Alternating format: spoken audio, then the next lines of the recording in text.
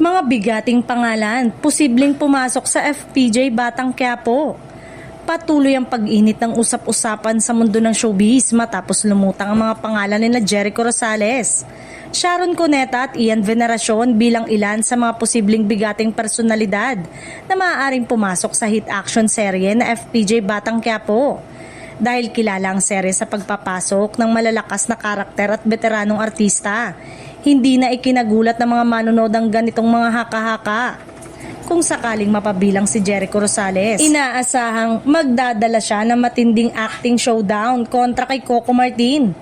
Kilala si Jericho sa mga malalim at intense na pagganap sa drama at action, kaya't posibleng gumanap siya bilang isang makapangyarihang leader o isang karakter na may malalim na koneksyon sa madilim na mundo ng Quiapo.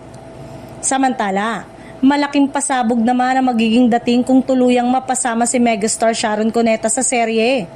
Maaaring siya ang gumanap bilang isang influential na babae, maaaring politiko, negosyante o ina ng isang makapangyarihang karakter na magdadagdag ng emosyonal at dramatic weight sa kwento. Ang kanyang presensya ay siguradong magpapataas lalo ng antas ng drama at palabas. Hindi rin pahuhuli si Ian Veneracion na kilala bilang isa sa mga pinakamatitinding kontrabida at action star ng kanyang henerasyon. Bagay na bagay sa kanya ang isang role bilang pangunahing kalaban.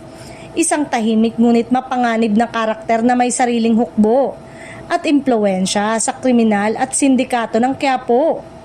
Bagamat wala pang opisyal na kumpirmasyon mula sa ABS-CBN o sa pamunuan ng FPJ Batang Quiapo, hindi may kakaila na lalong tumitindi ang interes ng publiko sa mga posibleng papasok dito. Kung may sasakatuparan, tiyak na mas magiging eksplosibo, mas emosyonal at mas kapanapanabik ang mga susunod na kabanata ng serye. Patunay na patuloy itong naghahari bilang isa sa pinakamalalakas na teleserye sa kasalukuyan.